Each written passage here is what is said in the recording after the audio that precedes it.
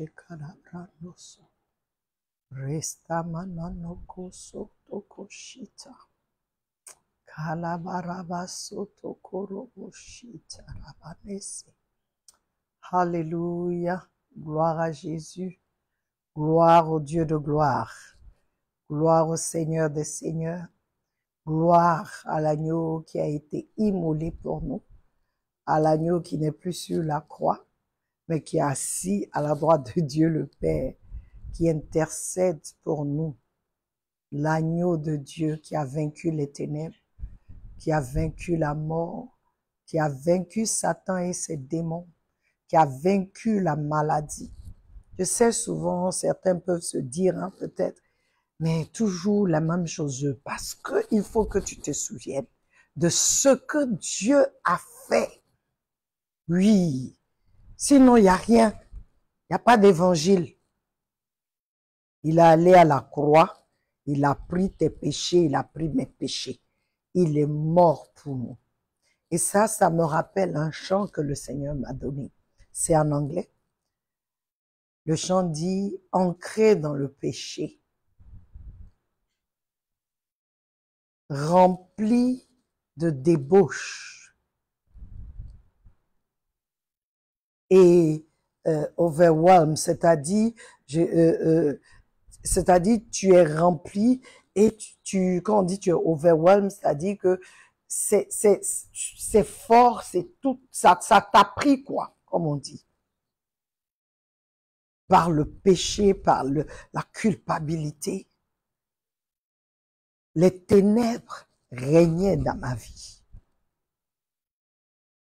Les ténèbres régnaient dans ma vie.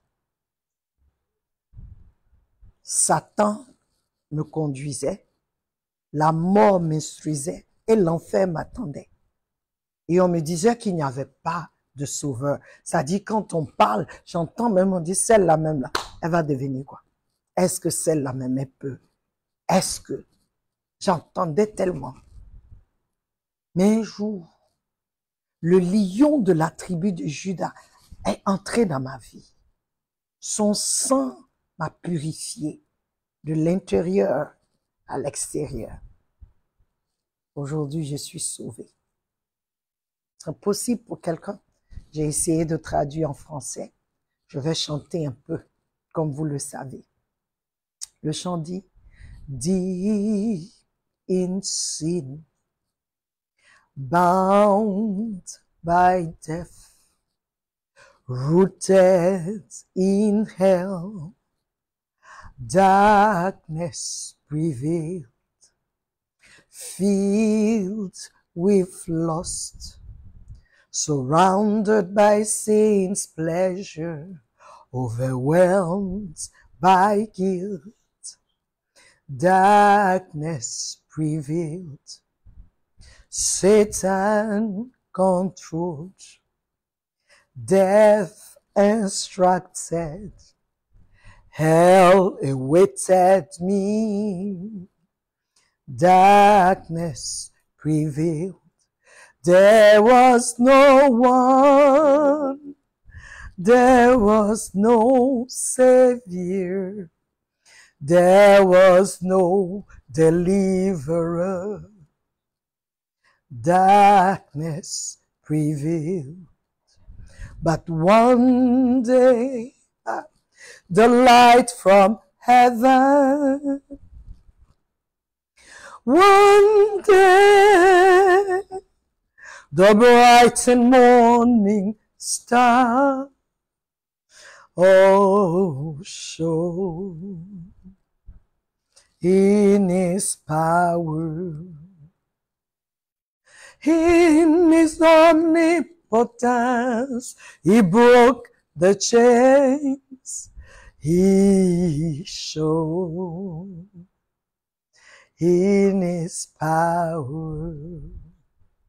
The Lion of the tribe of Judah stepped into my life. Just a drop of His blood cleansed me inside and out. Glory, I am saved. Glory, saved. Glory, I am free.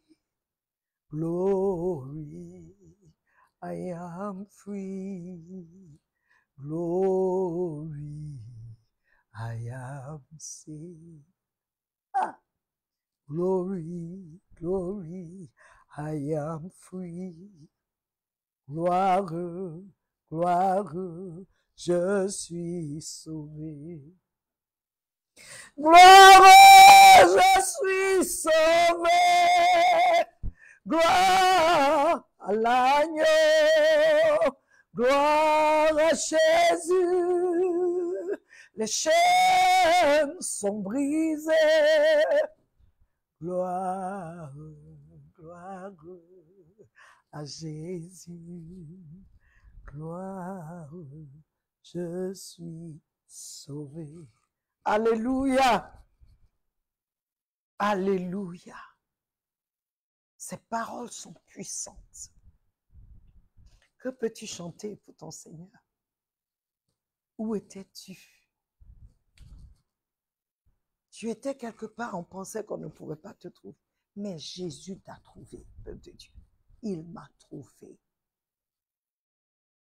Il m'a trouvé. Ce chant raconte ma vie. Là où j'étais, ce que je faisais. Quand je regarde la personne que Jésus a sauvée, aujourd'hui, je ne peux pas me taire. Je parlerai de sa bonté. Je parlerai de lui. Parce qu'il m'a donné la vie.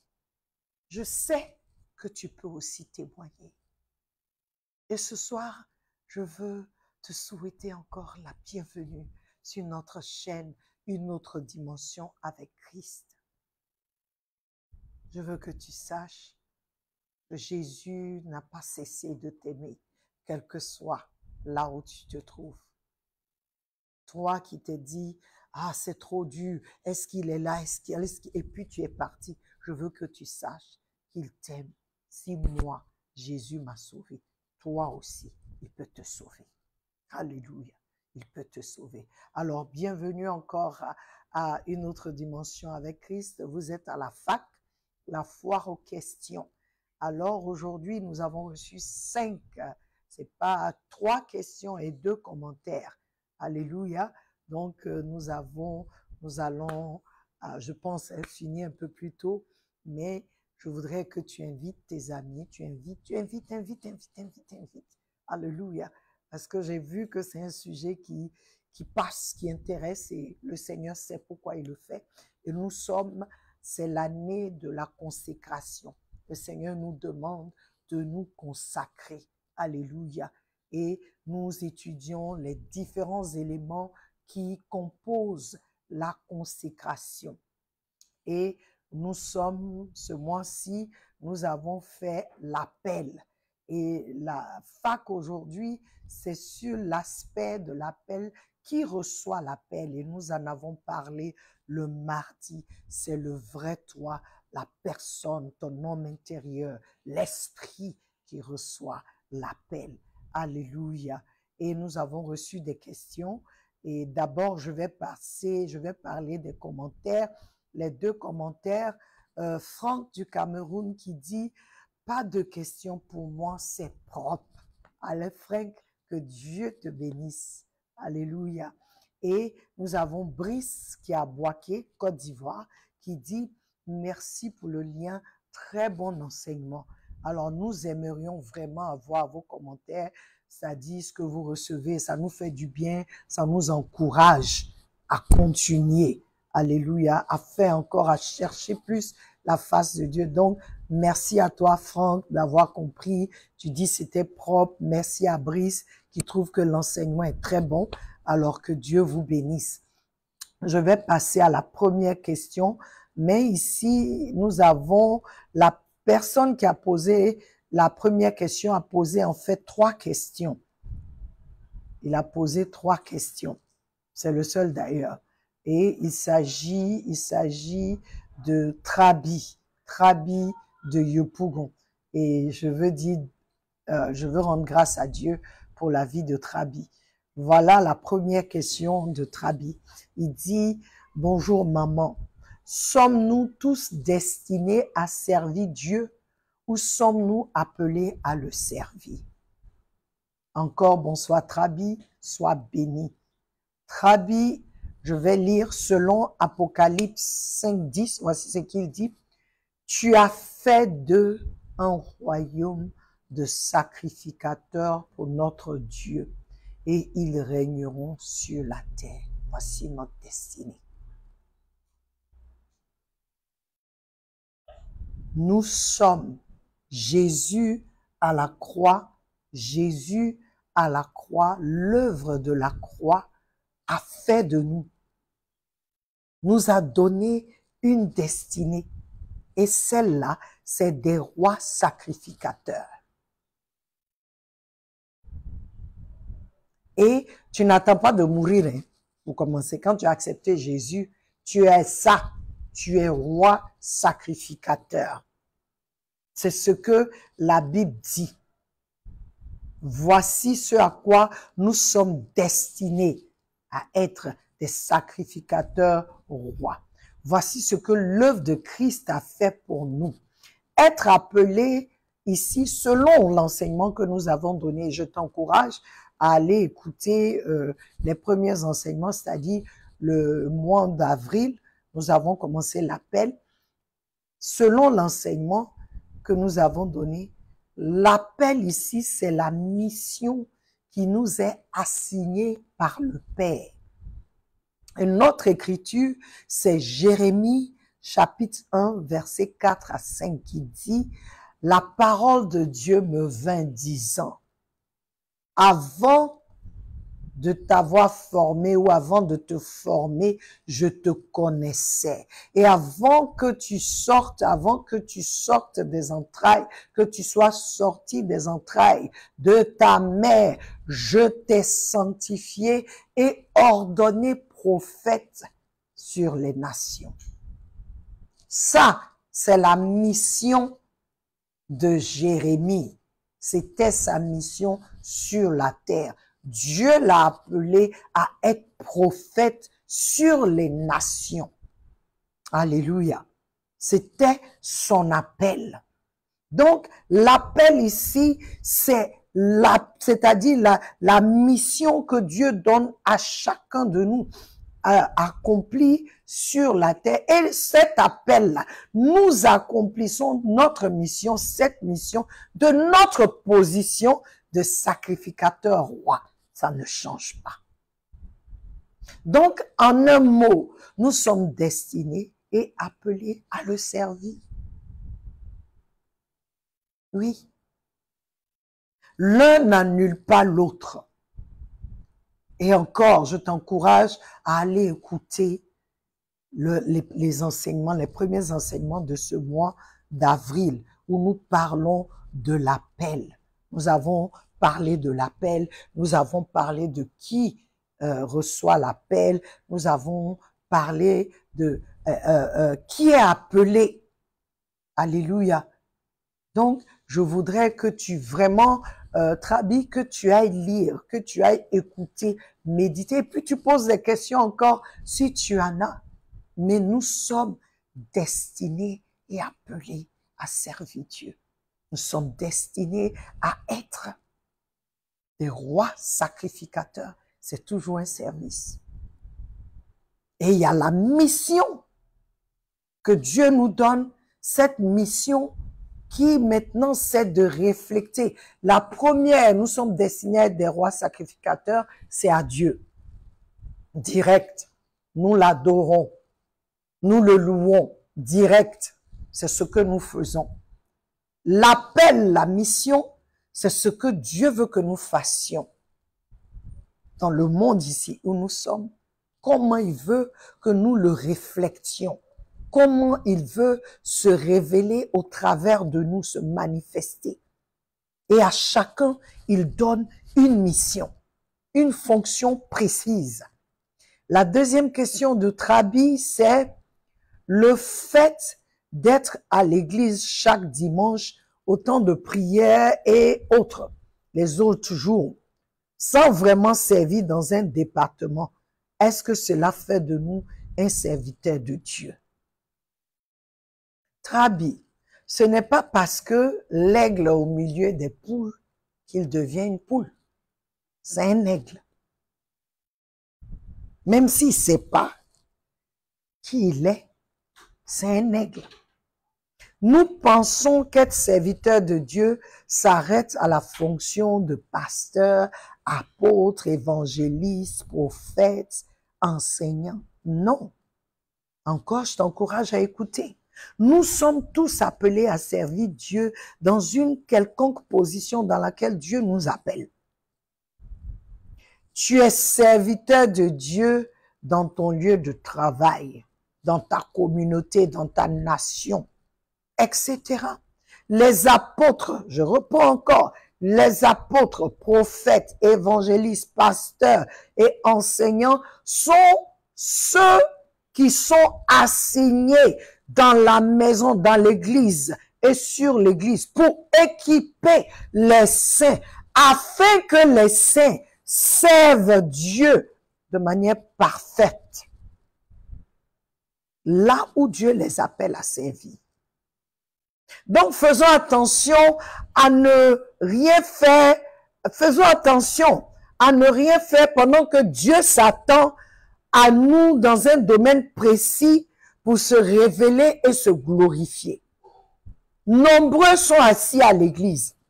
Ah, moi je suis pas passé. Ah, je suis passé. Donc, on vit comme on veut. Mais pourtant, Dieu appelle chacun de nous à être serviteur de Dieu. Ce n'est pas le pasteur seulement qui est serviteur de Dieu. Tu peux être médecin, serviteur de Dieu. Directeur d'une banque, serviteur de Dieu. Servante, serviteur de Dieu. C'est Dieu qui nous appelle dans une quelconque, c'est-à-dire n'importe quelle position où Dieu veut qu'on soit. Nous sommes serviteurs de Dieu. Et je pense que si nous commençons à comprendre cet aspect-là, ça sera un peu différent pour nous. Ça sera, c'est-à-dire comment on travaille là où nous sommes. Parce qu'aujourd'hui, on dit dans le monde séculier, mais là-bas, là, tu es serviteur de Dieu. Partout où tu te trouves, Dieu t'appelle à le servir. Ce n'est pas le pasteur seulement qui est serviteur de Dieu. Tu es serviteur de Dieu. Que tu sois diacre, ancien ou pas. Parce que Dieu t'appelle à le servir quelque part.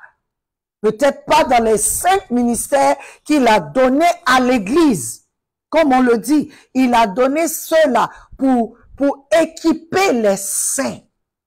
Afin que les saints le servent parfaitement.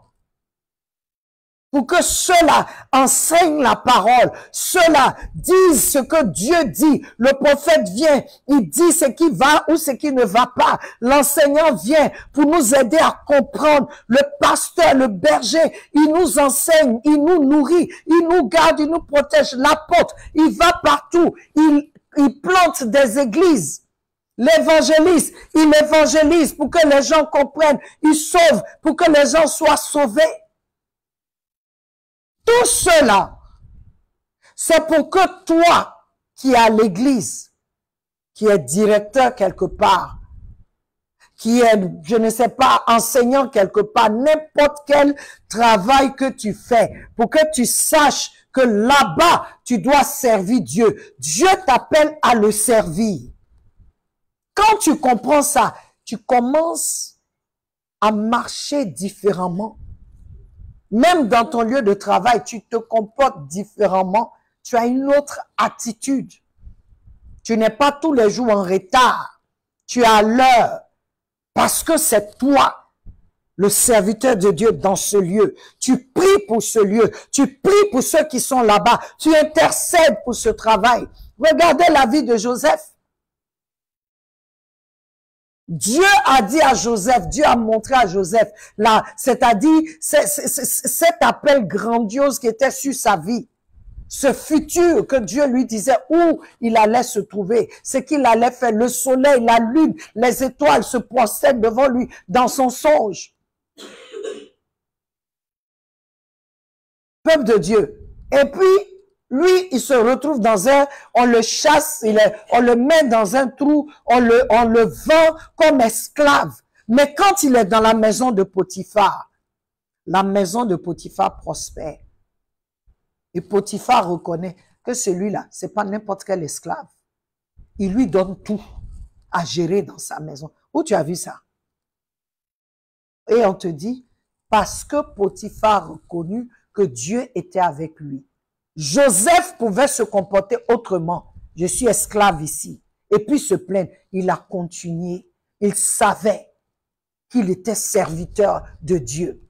Quand la femme de Potiphar est venue vers lui, il a dit, je ne vais pas pécher contre mon Dieu. Je ne peux même pas faire ça. D'abord contre mon Dieu et contre ton mari. Ça ne peut pas arriver. C'est un serviteur de Dieu. Il n'a pas attendu d'être premier ministre pour servir Dieu. Même en tant qu'esclave, il reconnaissait, il le voyait comme esclave, mais lui, il savait qui il était. Et il attendait sa délivrance, mais il marchait. Et pour vous dire que il faut qu'on fasse attention, on est nombreux dans l'église. On est nombreux dans l'église. Et on ne fait rien. Dans notre lieu de travail, on ne sait même pas si on est chrétien. Parce qu'on se dit, c'est le pasteur qui est serviteur. Tu es servante, tu es serviteur de Dieu. Partout où tu es équipé à l'église pour que quand tu ailles au travail, tu puisses montrer Dieu, révéler Dieu. Alléluia. Nous sommes tous serviteurs de Dieu. Tous les enfants, tous ceux qui sont en Christ sont serviteurs de Dieu. La Bible même dit que Satan même est serviteur de Dieu. Lui, il ne sait pas. Parce que Dieu l'utilise pour faire certaines choses. Nous sommes serviteurs de Dieu. Et la troisième et dernière question, il dit, ma troisième question, un chrétien qui ne sert pas dans l'église est-il un mauvais chrétien? Trabi, un mauvais chrétien est un chrétien désobéissant. Celui qui sait ce que Dieu attend de lui et refuse de le faire, ou bien il le fait à sa manière. Oui, c'est ça un mauvais chrétien, un enfant désobéissant. Un enfant qui marche dans la duplicité, qui est hypocrite. Un enfant de Dieu, hein, qui dimanche, il est saint, mais le lundi, c'est un petit démon, jusqu'à samedi. Et dimanche matin, il vient à l'église, il lève les mains. Le mauvais chrétien, ce n'est pas parce que tu ne sers pas à l'église, parce que ce n'est pas à l'église seulement qu'on sert. Voilà. Le mauvais chrétien, c'est un chrétien désobéissant, un chrétien qui ne veut pas marcher selon les principes de Dieu. Il y a une histoire que j'aime bien dans le livre de 2 Rois 5, 1 à 14. Je vais lire ça et on va terminer avec ça. 2 Rois.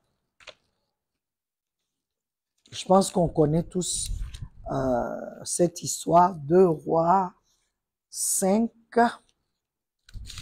verset 1 à 14, qui dit, 2 Rois 5, verset 1 à 14 dit, Naaman, le chef de l'armée du roi d'Aram, était un homme important aux yeux de son seigneur, c'est-à-dire de son roi.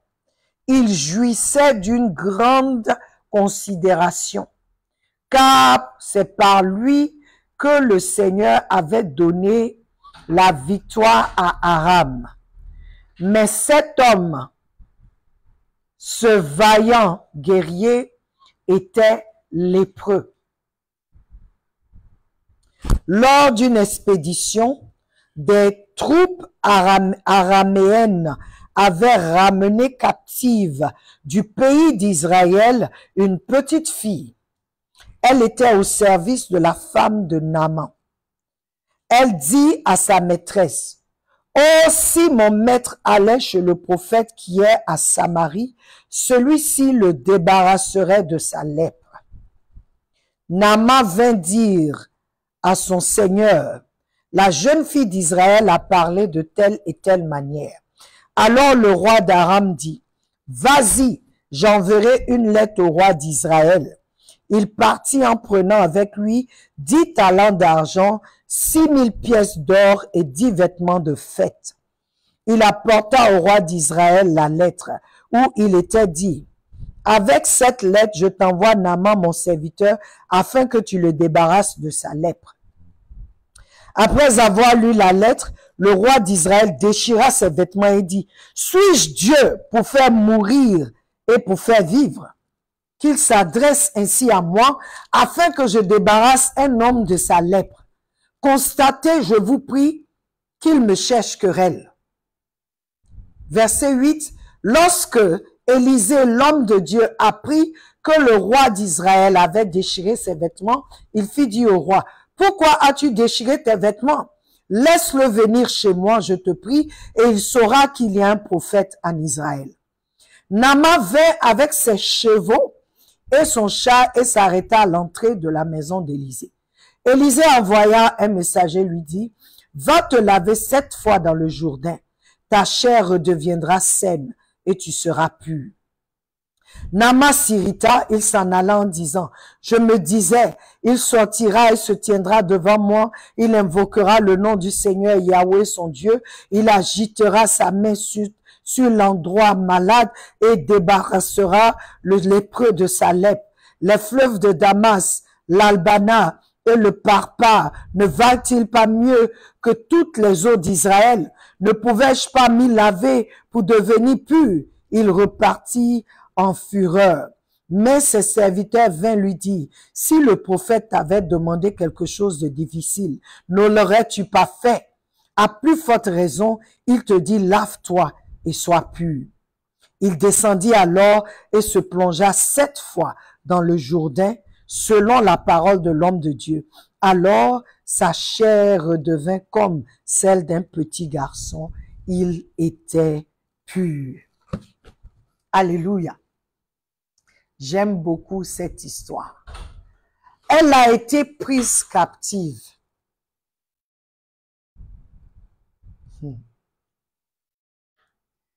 Après une bataille entre Israël et Aram, comme on a dit. Elle était dans la maison du général syrien qui avait un problème. Elle a réagi car elle a compris que dans toute situation dans laquelle un enfant de Dieu peut se trouver, Dieu a un plan précis. Peuple de Dieu. Et elle a compris qu'elle n'était pas dans cette maison pour ce qui était apparent, esclave. Elle y était car Dieu voulait que ce général le connaisse et qu'il soit sauvé. Alors, elle a agi. Et à cause d'elle, l'opprobre a été ôté du dessus de cette famille. Le salut est entré dans cette maison. Elle n'était pas en Israël, peuple de Dieu, mais dans le pays d'Aram. Les saints sont appelés à servir Dieu partout et en toutes circonstances. Quand Dieu permet que tu te retrouves dans un cadre précis, dans une situation, dans des choses souvent qui ne sont pas correctes, d'après toi, demande-lui ta mission en ce lieu. Demande-lui ce qu'il veut que tu fasses. Demande à Dieu, que veux-tu que je fasse ici? Demande à Dieu. Pourquoi suis-je dans cette situation? Quand tu te rends compte que ce n'est pas parce que tu as péché, dans ton cœur, tu peux le savoir. Quand tu le sais, alors tu dis, alors quelle est la mission? Une jeune fille Une esclave qui n'a pas eu peur de dire à sa maîtresse, il y a une solution pour ton mari. Elle ne s'est pas vue comme esclave dans la maison. Si eux, ils la voyaient comme esclave, elle ne s'est pas vue comme esclave. Elle s'est vue comme envoyée de Dieu. Elle s'est vue comme servante du Très-Haut d'abord. Elle s'est vue comme porteuse de bonnes nouvelles.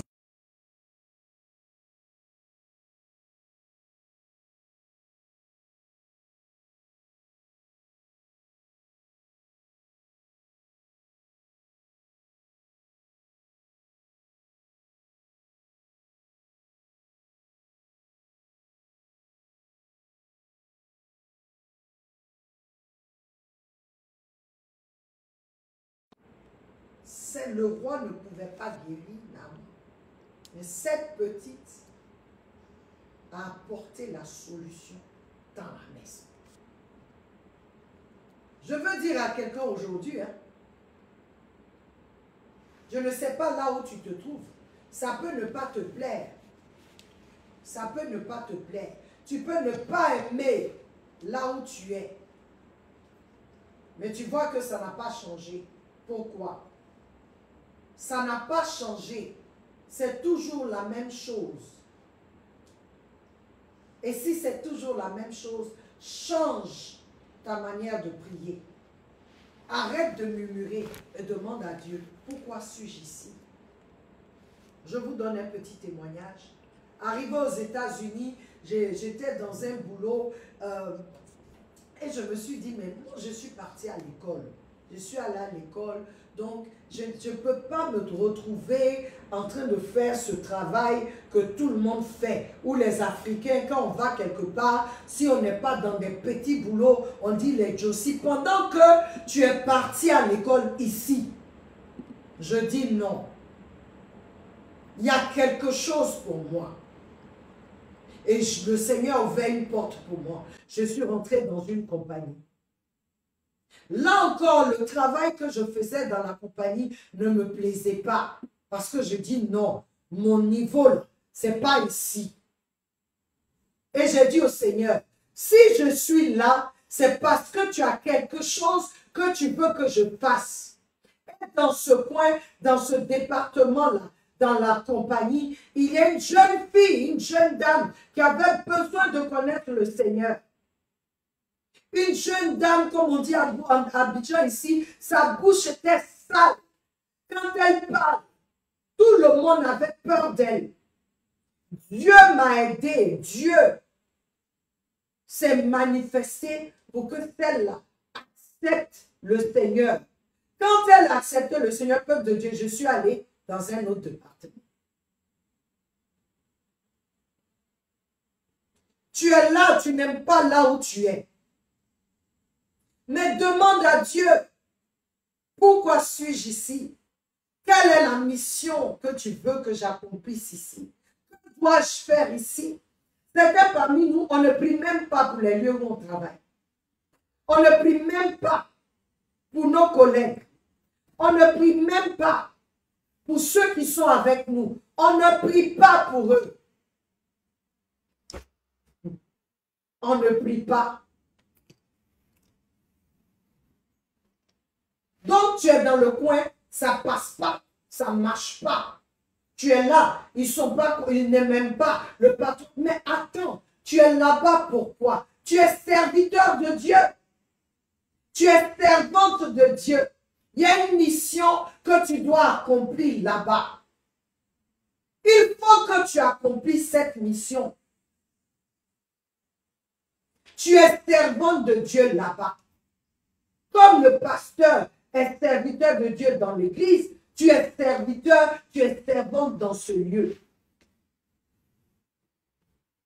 Je veux nous encourager. Et je te dis merci, Trabi, parce que tes questions sont très belles.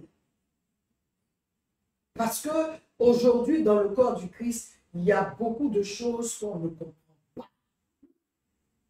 On pense que, quand on dit serviteur, ce n'est que le pasteur. Oui, eux, Dieu a dit, où eux, ils doivent œuvrer. C'est dans l'église. C'est dans l'église. C'est dans l'église. Toi, c'est au dehors. Tu es là dans l'église, mais au dehors là aussi. Tu es roi sacrificateur, ça ne change pas. Mais Dieu peut t'envoyer un peu partout. Parce qu'il veut se révéler. Regarde l'acte de cette petite fille.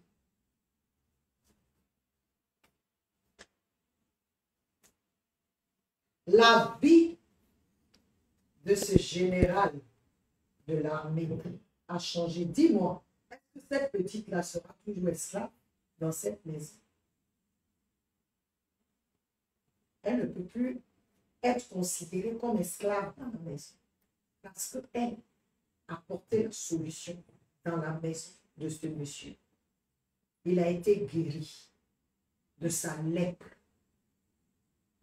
Peuple de Dieu, notre temps prend fin. Je rends grâce à Dieu pour la vie de Trabi. Trabi, que Dieu te bénisse. Il continue de se révéler à toi. Tu es un serviteur de Dieu. Là où tu es, ne l'oublie pas. La situation dans laquelle tu peux te trouver, ne l'oublie pas. Dans quelles conditions tu vis, n'oublie pas.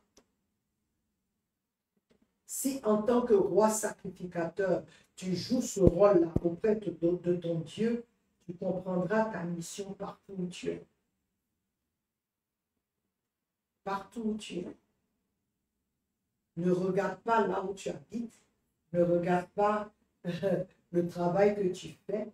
Ne regarde pas ce que l'on fait contre toi ou pour toi. Demande à Dieu qu'est-ce qu'il veut que tu fasses pour qu'il soit connu. Comme cette petite, comme Joseph, levons-nous et accomplissons la mission de notre Père dans notre position de roi sacrificateur. Soyez bénis et le mois prochain, comme vous le savez, nous allons encore commencer un nouveau chapitre. Je voudrais t'encourager. Le mois prochain, c'est l'anniversaire d'une autre dimension avec Christ. Nous aurons 4 grandis. Et ça se fête. Et comme nous sommes dans la consécration, nous allons avoir des temps de prière, des temps d'adoration. Je veux t'encourager à être connecté. Si tu es abonné d'une autre prière, toutes les grâces d'une autre prière, que tu partages cela. Soyez bénis. Je vous souhaite d'avoir un très très bon culte d'adoration demain. Sachez que je vous aime et Jésus vous aime plus. Nous sommes à la semaine prochaine. Amen.